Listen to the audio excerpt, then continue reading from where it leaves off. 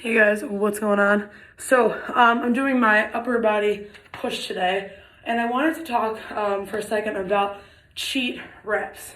What I mean by cheat rep, for example, would be if you called this a straight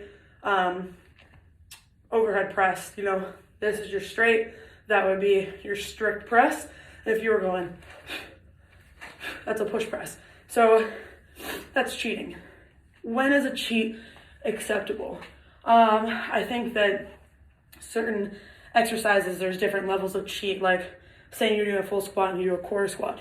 What are you cheating for? If you're going to say like, oh yeah, I hit a new PR and you did a quarter squat, that's not it. And also if you're doing like a rack pull with a barbell, it's right here, it's like above your knee and you're going, oh, and you're like deadlift PR, not a deadlift, that's just down here, hinging up, right?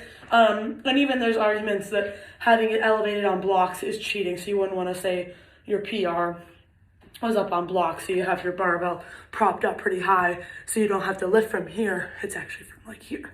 Anyways, so for example, my workout today, written in there is actually a cheat lateral raise.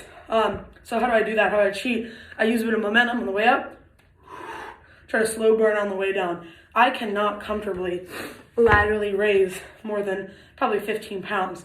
So I grab my 25s, and where's that 25? And I pull using some momentum, and then, so here, little bend in my knee, cheat, lateral. So it's controlled eccentric. From the side, it'll look like this. It'll bend in the knee, cheat it up, pull lateral.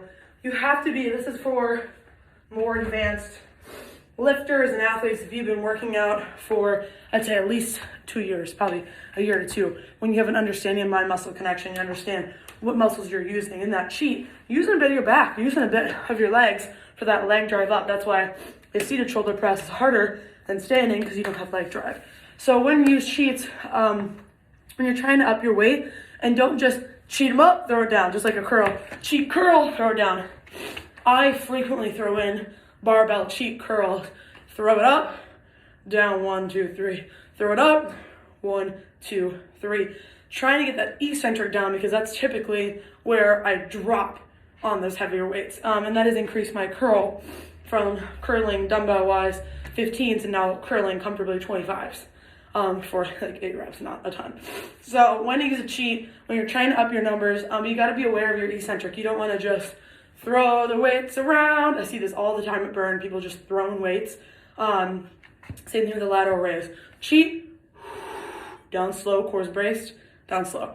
So that's when you use cheats. That's whenever it's appropriate. You never use a cheat for a new PR ever. So keep that in mind, guys.